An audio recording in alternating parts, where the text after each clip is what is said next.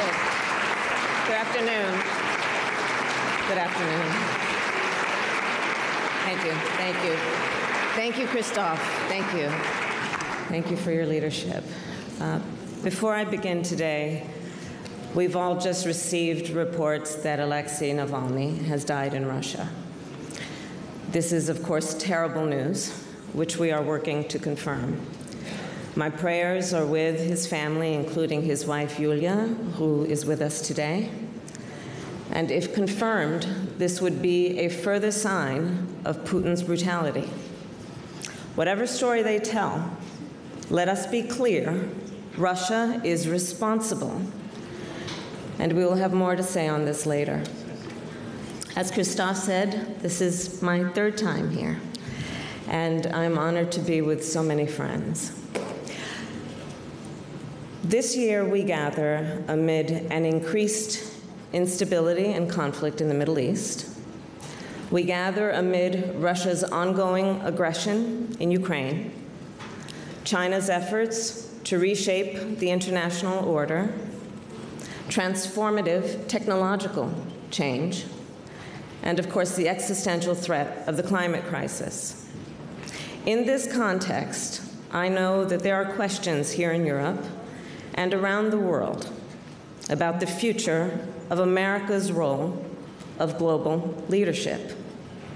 These are questions the American people must also ask ourselves. Whether it is in America's interest to continue to engage with the world or to turn inward.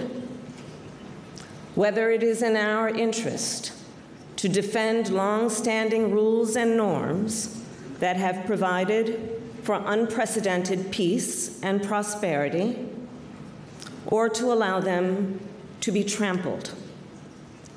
Whether it is in America's interest to fight for democracy, or to accept the rise of dictators. And whether it is in America's interest to continue to work in lockstep with our allies and partners, or go it alone. Today, I will explain how President Biden and I answer these questions, with full knowledge that how America responds will affect the American people, the people of Europe, and people around the world. I believe it is in the fundamental interest of the American people for the United States to fulfill our long-standing role of global leadership. As President Biden and I have made clear over the past 3 years, we are committed to pursue global engagement, to uphold international rules and norms, to defend democratic values at home and abroad, and to work with our allies and partners in pursuit of shared goals. As I travel throughout my country and the world, it is clear to me, this approach makes America strong, and it keeps Americans safe. However, there are some in the United States who disagree. They suggest it is in the best interest of the American people to isolate ourselves from the world, to flout common understandings among nations, to embrace dictators and adopt their repressive tactics, and abandon commitments to our allies in favor of unilateral action. Let me be clear. That worldview is dangerous, destabilizing, and indeed short-sighted. That view would weaken America and would undermine global stability and undermine global prosperity. President Biden and I therefore reject that view. And please do understand, Our approach is not based on the virtues of charity. We pursue our approach because it is in our strategic interest. I strongly believe America's role of global leadership is to the direct benefit of the American people. Our leadership keeps our homeland safe, supports American jobs, secures supply chains, and opens new markets for American goods.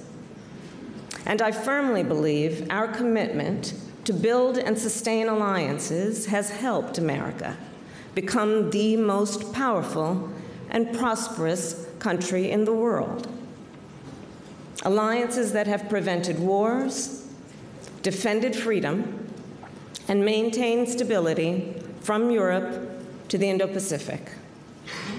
To put all of that at risk would be foolish. President Biden and I have demonstrated there is a smarter way. When it comes to America's national security, our approach starts with our historic direct investment in the working people of America, an investment which has helped build a resilient and innovative economy. We are clear. We cannot be strong abroad if we are not strong at home. We have made a once-in-a-generation investment to rebuild our roads and bridges and ports and highways, with more than 40,000 infrastructure projects across all of our 50 states. We're bringing semiconductor manufacturing back to America, which will secure our supply chains and enable the future of technology. And we have invested $1 trillion to address the climate crisis and build a new clean energy economy, reduce emissions, and meet our global climate commitments. Our economic vision has ensured America's economy remains the strongest in the world, with historic job creation, historic creation of small businesses, and broad-based economic growth. And over the past 3 years, backed by this strong track record at home, we have implemented our national security strategy. In the Indo-Pacific, we have invested heavily in our alliances and partnerships and created new ones to ensure peace and security, and of course, the free flow of commerce. We have responsibly managed competition with China, standing up to Beijing when necessary, and also working together when it serves our interest. In the Middle East, we are working to end the conflict that Hamas triggered on October 7th as soon as possible, and ensure it ends in a way where Israel is secure, hostages are released, the humanitarian crisis is resolved, Hamas does not control Gaza, and Palestinians can enjoy their right to security, dignity, freedom, and self-determination.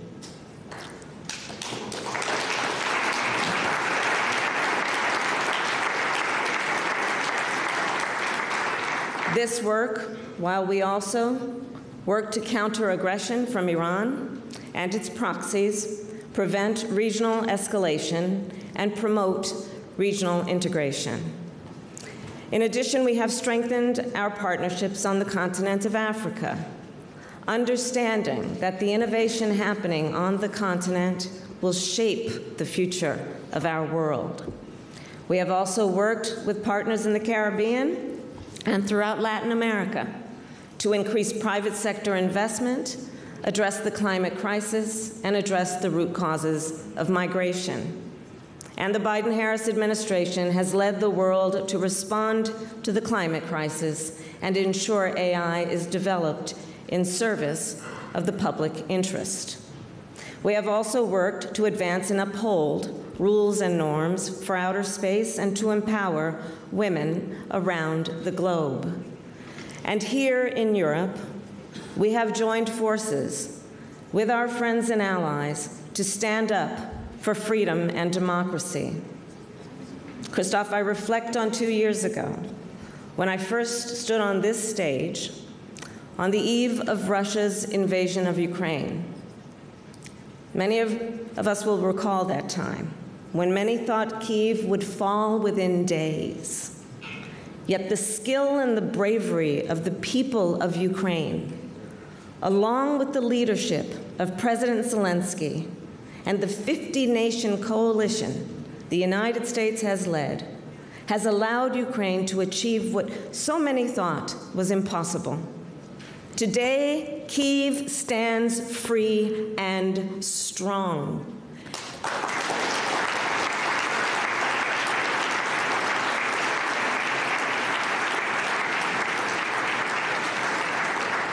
The world has come together with leadership from the United States to defend the basic principles of sovereignty and territorial integrity, and to stop an imperialist authoritarian from subjugating a free and democratic people. Make no mistake, Putin's war has already been an utter failure for Russia. Ukraine has regained more than half the territory Russia occupied at the start of the conflict, thanks in part to a massive supply of American and European weapons. The Russian military has suffered severe setbacks. It has lost 2/3 of its tanks and more than 1/3 of its fleet in the Black Sea.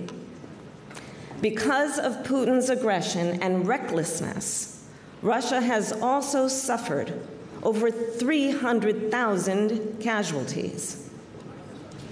Remember, that's more than 5 times what it lost in 10 years in Afghanistan.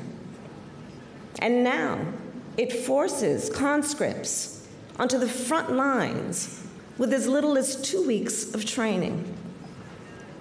We have also imposed economic costs on Russia for its aggression. And together with our G7 partners, we have frozen Russia's sovereign assets and made clear Russia must pay for the damages it has caused to Ukraine.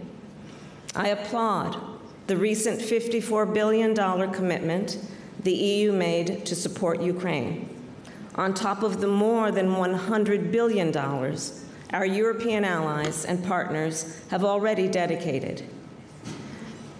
You have made clear that Europe will stand with Ukraine. And I will make clear, President Joe Biden and I stand with Ukraine.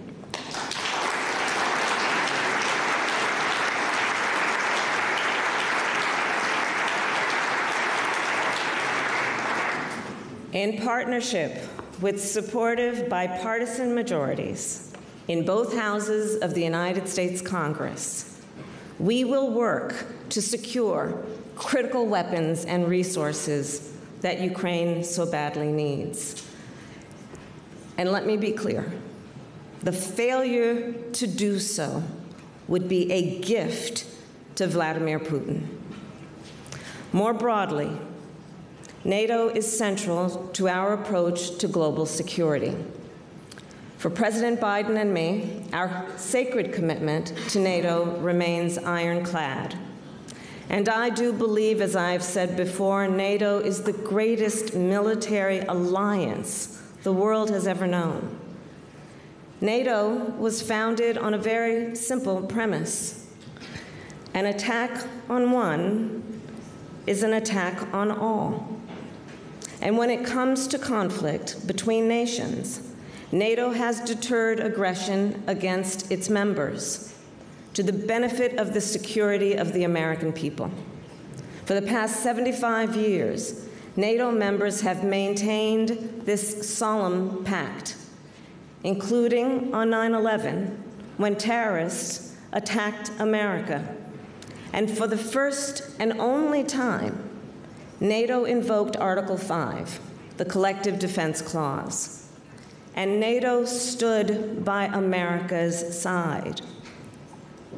Nevertheless, recall, before the President and I took office, some questioned the usefulness of NATO, suggested it was, quote, obsolete. Some in my country also questioned the value of our commitment to NATO's collective defense and called for the withdrawal of U.S. troops from Germany. Now, thanks to the leadership of the United States, NATO is stronger, larger, more unified, and more effective than ever before. We have reinforced NATO's eastern flank with more weapons and forces, including air defense and fighter coverage, a sustained presence of Army brigades, and a permanent U.S. Army headquarters in Poland. And of course, Europeans are also stepping up. Since President Biden and I took office, the number of NATO members that have met the goal of spending 2% of GDP has doubled. NATO has also added one new member, and we're on track to add another. And we look forward to welcoming both Finland and Sweden to Washington for NATO's 75th anniversary summit this summer.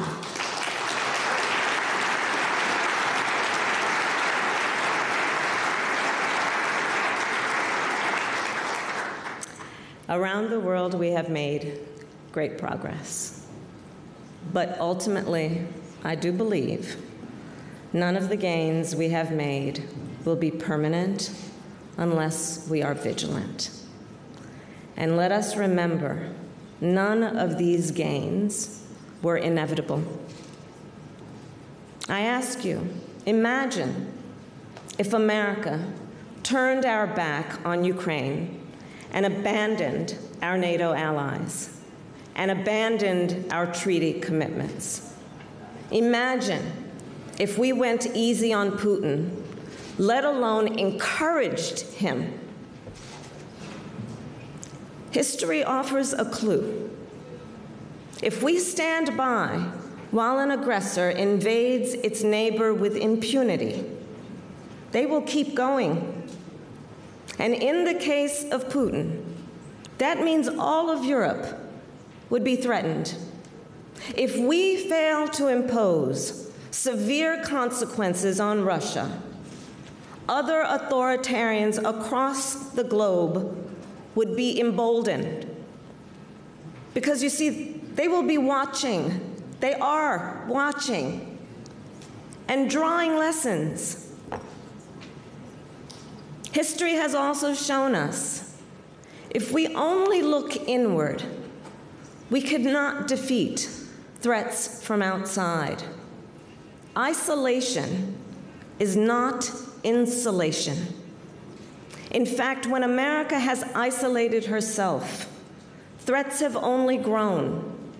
I need not remind the people of Europe of a dark history when the forces of tyranny and fascism were on the march. And then America joined our allies in defense of freedom and to safeguard our collective security. So I'll close with this. In these unsettled times, it is clear America cannot retreat. America must stand strong for democracy. We must stand in defense of international rules and norms. And we must stand with our allies. That is what represents the ideals of America. And the American people know that is what makes us strong. And make no mistake, the American people will meet this moment. And America will continue to lead. I thank you very much.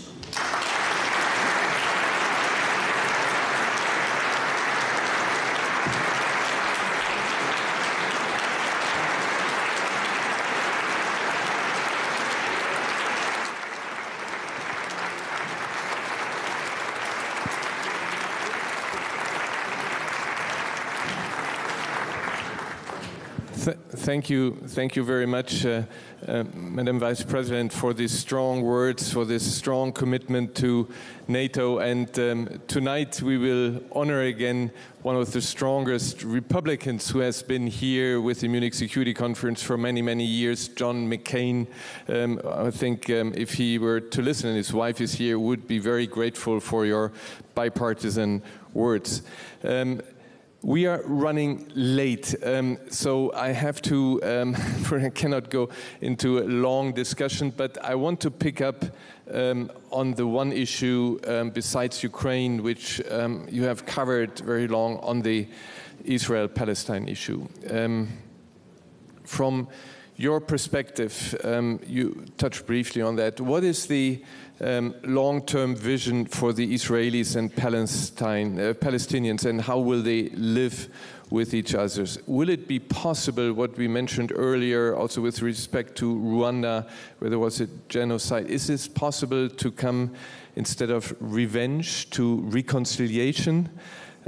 How do we get from here to there? How do we get to where what you said about two-state solution, living side by side? Is it actually achievable? The short answer is yes, I do believe it is, but we must then put the discussion in context, starting with October 7th.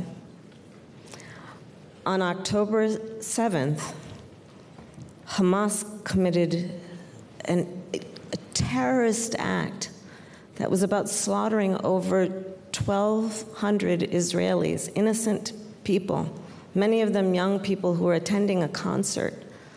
Women were horribly tortured and raped, rape being used as a tool of war. And it is important that we remember what that was. And I will say, understand that Israel then had a right to defend itself. We would. We would. And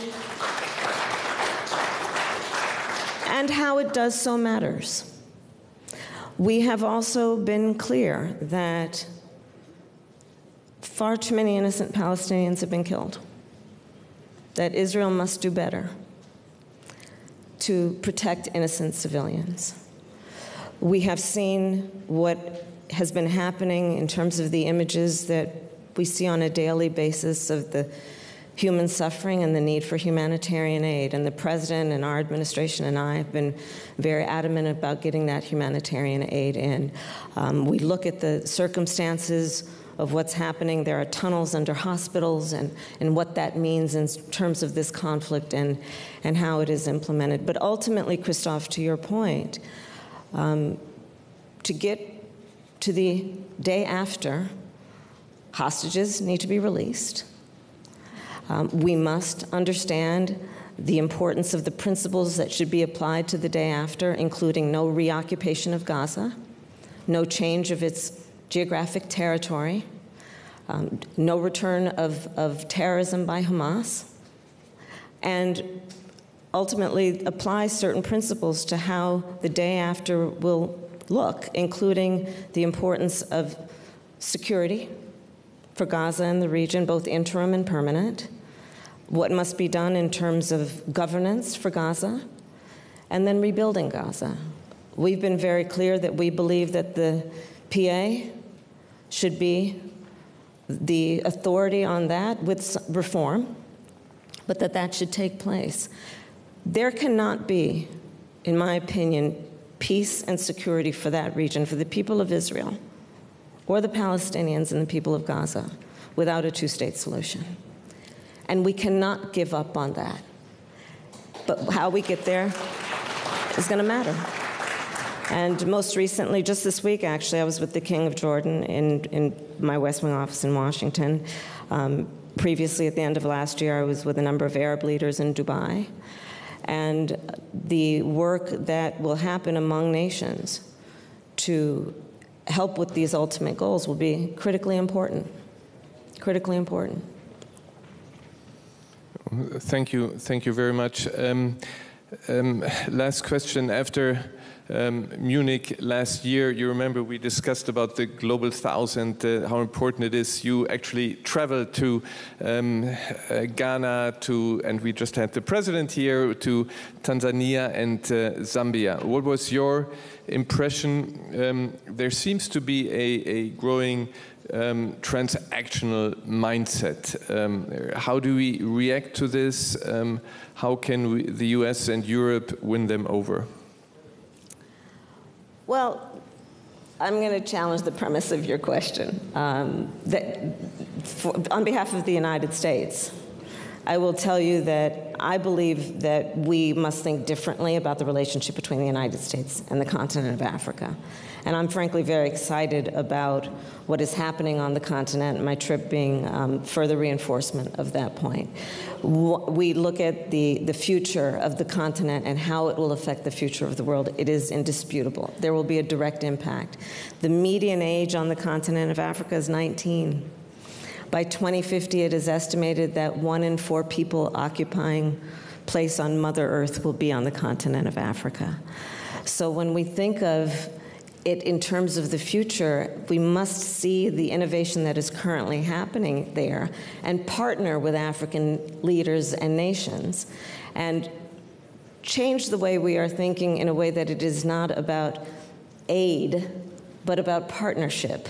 Not what we do for the continent, but what we do with the continent and its leaders. When I was there, I was at Ghana, for example, meeting with a number of business leaders in the clean energy economy, Afrobeats and what culture of Africa is doing to impact the world in terms of how it thinks about the arts is profound.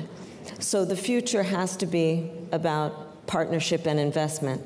To your point about the transactional issue, certainly when I was there, the press asked me almost every day, are you here because of China?